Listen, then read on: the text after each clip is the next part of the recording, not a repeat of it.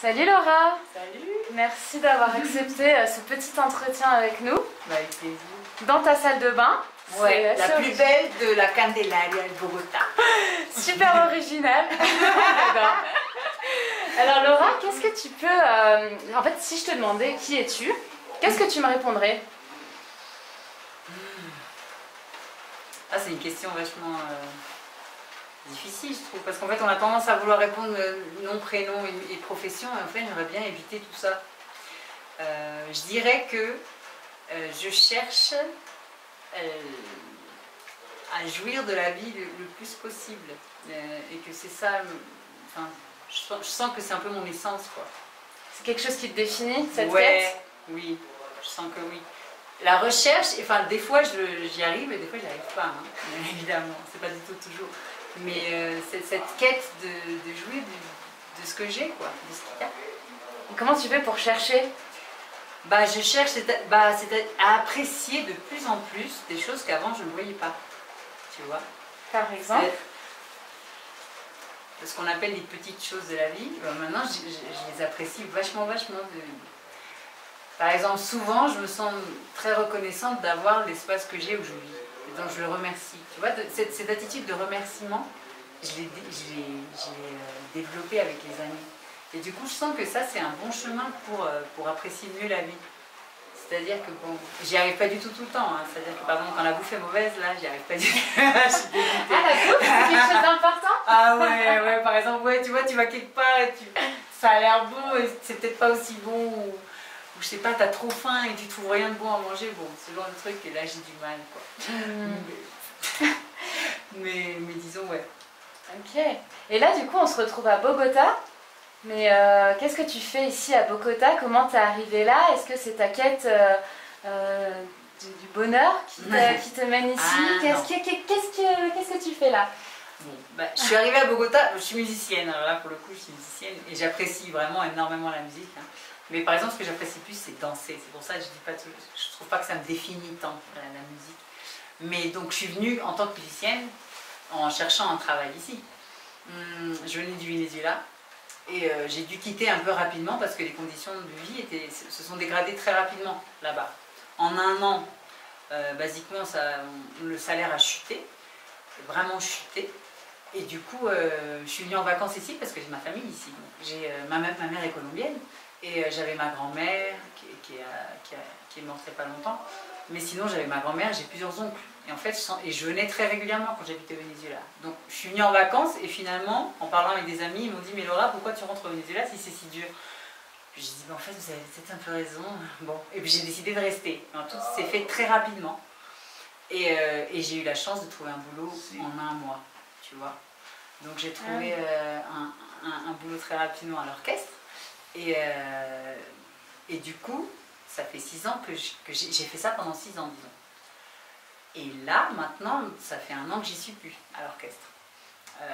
Et du coup, j'ai commencé un business de boulangerie il y a 1 an et quelques. Quand j'étais à l'orchestre, on a commencé à vendre du pain pendant les breaks, en fait, tous les jours. Et ça s'est très bien passé, tu vois. J'ai vachement aimé aussi je me suis rendu compte que j'aime bien vendre. Ça, c'est un truc aussi que je n'avais pas réalisé. Avant, j'avais peut-être un peu honte de... Enfin, je trouvais pas ça particulièrement... comment te dire, je sais pas quel est le mot, mais... Gratifiant? Ouais, merci. Ouais. Gratifiant d'être vendeur, tu vois. Et finalement, je trouve que toutes les relations que j'ai pu entabler grâce à la vente, bah, c'est qu'en fait, ça aussi, c'est un de mes points forts de communiquer avec les gens. Mais finalement, ça, tu le mets au service de la vente et ça marche très bien, quoi. Et surtout, si tu vends un bon produit, je me suis rendu compte que c'est ça qui m'importe, c'est de vendre un truc bon. Donc, en termes de bouffe, pour moi, comme la bouffe c'est très important, je suis contente de vendre du bon pain. C'est pas moi qui le fais, hein, c'est la boulangère. Mais sinon, j'aime vendre des trucs de qualité. Disons, au Venezuela, j'avais déjà vendu des choses aussi parce qu'on m'avait dit Laura, en Colombie, au Venezuela, tu peux vendre ce que tu veux, ramène quelque chose. Et j'avais ramené des produits artisanaux d'ici très beaux, qu'on appelle les moles. Et j'avais vendu ça un peu sans trop d'efforts. Okay. Mais je me suis rendu compte que j'y arrivais bien, tu vois. Et bon, voilà, mais là, je suis un peu en stand-by. Je sens que je ne vais pas rester en Colombie éternellement. Hein. Ouais. Mais juste pour revenir à la vente, c'est quoi tes techniques de vente, du coup? Je suis bien curieuse. Ah ben, j'ai pas du tout de technique de vente, mais je sens que du fait que, en général, je suis un peu sympathique. Enfin, pour la plupart des gens, je suis sympathique. Et j'ai cette espèce de spontanéité pour montrer un truc, tu vois, regarde. Et quand j'ai remarqué que c'est parce que c'est pas mon produit que j'ai moins de mal à le vendre. C'est-à-dire que si c'était mon pain, je pourrais pas l'offrir de la même manière que maintenant que c'est un pain que fait une amie à moi. Et tu sais, on en parle, on discute, non, mais ça manque de sel, ça, je sais pas, quand il est pas bon, on le sait, quoi, tu vois. Mais j'ai pas honte à dire que le produit est bon, parce que c'est pas moi qui le fais. Je sais pas comment dire ça. T'aurais du mal à dire que ton J'aurais pain du mal à est dire de la même manière. Tu vois, genre non, et quand les gens me disent il est super bon, je dis ouais, bah merci, mais en fait c'est pas pour moi les fleurs, tu vois. Et bon, moi je fais quelques gâteaux, mais qui sont vraiment très sains, qui sont bons, mais c'est pas moi qui fais le gros de ce qu'on vend, tu vois. Mais donc en général, je pense que ma technique de vente, c'est plutôt c'est être un peu juste moi-même transparente.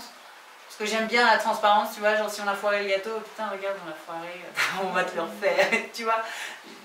Ça marche mieux pour moi que d'essayer de camoufler, ou, tu vois. Mais comment tu trouves tes clients? Alors ça, c'est marrant parce que je sais pas comment j'ai fait. Enfin, au début, il y avait 2 petites boutiques pas loin, et je suis allée leur proposer du pain, parce que donc en Colombie, bon les gens ne le savent pas forcément, mais en général le pain est très très mauvais. Je confirme. Vous confirmez, pas vrai? Il y a un standard de pain qui en plus, tu vois là on va à Cali, mais à Cali c'est le même pain. Avec mon copain on rigole parce qu'on dirait qu'il y a un seul boulanger en Colombie, quoi. Il y a une école et un boulanger, et tout le monde fait le même pain dégueulasse. Alors du coup les gens qui font du pain artisanal, bon, ça devient de plus en plus connu et un petit peu branché, tu vois, mais c'est pas tout le monde qui apprécie ce pain. À la Candelaria, qui est un quartier où il y a beaucoup de touristes, on sent que c'est pour ça que j'ai senti que ça pouvait être un bon créneau de vendre ça ici. Mais comme en ce moment, depuis la pandémie, il n'y a pas beaucoup de touristes, tu vois, il faut s'attaquer aux Colombiens, quoi. Donc en gros, je suis allée dans les boutiques et j'aurais proposé du pain. Est-ce que vous voulez pas vendre du pain artisanal? Ouais, ok, à combien? Bon. Et ils le vendent peu à peu. Et j'ai aussi fait la technique des tracts et de donner des petits morceaux de pain aux gens dans la rue. Tu vois, genre regarde, on a une boulangerie, si tu veux goûter, bon. Et peu à peu comme ça, quoi. Parce qu'en fait, je dirais que Instagram, ça n'a pas trop marché encore pour moi. Enfin, c'est difficile de trouver des gens qui te suivent quand toi tu les connais pas. Enfin, moi je sais pas qui je dois suivre. Ça, j'ai pas encore trouvé comment faire pour suivre des gens de la Candelaria, tu vois. Mes voisins, je les ai pas sur Instagram. Donc en fait, j'ai laissé plein de petits flyers dans plusieurs immeubles.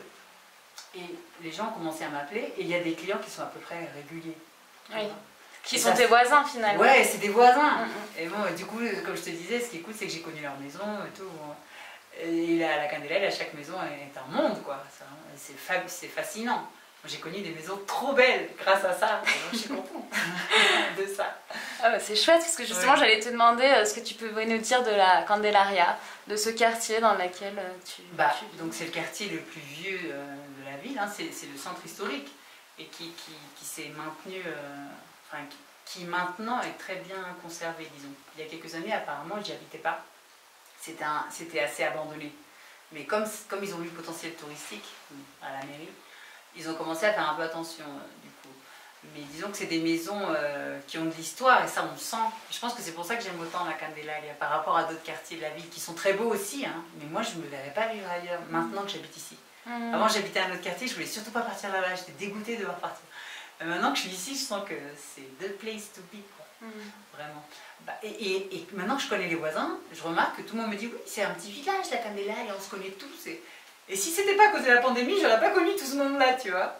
C'est pas des milliers de personnes, mais disons 10-15 voisins avec lesquels maintenant j'ai une interaction qu'avant, j'en avais aucune, quoi. C'était pas, ouais. Non, et du coup les gens s'invitent boire des coups. Il y a plusieurs Français dans le quartier, j'en ai connu 2, super sympa. Il y en a un qui est proprio d'un resto, alors lui il adore les gâteaux, il est assez gros, et il adore tout ce qui est sucre, et il me demande souvent des gâteaux, des trucs, ça me fait marrer, quoi, les goûts, vas-y. Et il est très sympa. Et une autre femme qui est architecte. Vas-y, continue. Elle est architecte, et elle fait du interior design, comme on dit. Comment on dit quand architecture d'intérieur. Ouais, c'est ça. Bon, et du coup, sa maison, c'est un vrai spectacle, quoi. Moi, j'ai connu sa maison. Ouais, super. Vraiment, elle est super belle. Et donc, toutes les maisons ont ce patio central. Et il y en a qui le font à leur manière. Par exemple, chez nous, il n'y a pas de toit, mais il y a des gens qui ont fait un toit en vitre. Enfin, tu vois, comme une véranda, finalement. Ouais, une véranda. Du coup, il fait super chaud. En plus, dans les maisons qui sont très froides, hein. Ça, faut savoir, à la Candelaria, il fait souvent plus froid dedans que dehors. Parce que les murs sont énormes. Sont très épais en adobe qu'on appelle, c'est-à-dire c'est une sorte de terre. C'est la construction ancienne, mais qui dure toute la vie, quoi. Enfin, ça fait 5 siècles, il y a certaines baraques. Cette maison, elle n'a pas 5 siècles, je crois que des années 1800, tu vois.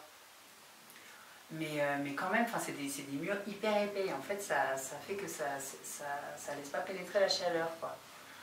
Et du coup, avec la véranda, il fait super chaud chez elle. Elle a plein de plantes, c'est super beau. Il y a des gens qui ont des hamacs dans leur truc. Ouais, bon. C'est à découvrir. Ouais, faut que le les gens vivre. viennent, venez connaître. Ouais. Mais toi, du coup, tu serais quand même capable de partir de la Colombie. Tu disais tout à l'heure que tu ne voyais pas forcément passer toute ta vie ici. Tu as d'autres choses qui te tentent? Ouais, bon, je sens que l'Europe m'appelle un peu. Enfin, pas forcément la France, je sais pas très bien, parce que j'ai quitté la France il y a quand même beaucoup d'années. Ça fait plus de 20 ans que je suis plus en France. Donc la moitié de ma vie, je l'ai passée en dehors de la France déjà. Un petit peu plus de la moitié. Comme je suis partie aux Pays-Bas, après au Venezuela, et après je suis venue en Colombie. Et là, je sens que, bon, ça fait 10 ans à peu près que je suis de ce côté-là de l'océan. Je sens que je vais peut-être... bon, quand je rentre en Europe, à chaque fois, je sens, bon, ici... On vit bien quand même, enfin, pour mon goût, on vit bien. C'est la qualité de vie qui t'appelle? En Espagne, je sens ça. C'est surtout en Espagne, parce que par exemple, bon, à Paris, je sens pas une qualité de vie particulière. Enfin, j'aime beaucoup visiter Paris en vacances et tout, mais j'y vivrai plus jamais, non. Enfin, ça m'attire pas du tout. Mais je sens, en Espagne, je sens une qualité de vie parce que les gars, ils aiment être dehors, boire des cafés, prendre des coups. Et ça fait partie de la vie. Enfin, c'est pratiquement comme si c'était dans l'emploi du temps, tu vois. Se retrouver avec tes amis, ça fait partie vraiment des choses clés de la vie. Ça rythme. Ouais. Et moi, je trouve que c'est super important. Et bon, je pense qu'en Espagne, on mange très bien. Je sens qu'on mange très bien. Le climat m'attire beaucoup. Ça m'est déjà passé par la tête beaucoup de fois d'aller vivre en Espagne. Donc je pense qu'à un moment donné, ça va arriver, quoi. Tu vois. C'est un de tes rêves? On peut dire que c'est un rêve ou un objectif? C'est quelque chose que j'aimerais bien. Mais ça peut changer, mais bon. Mais je pense que...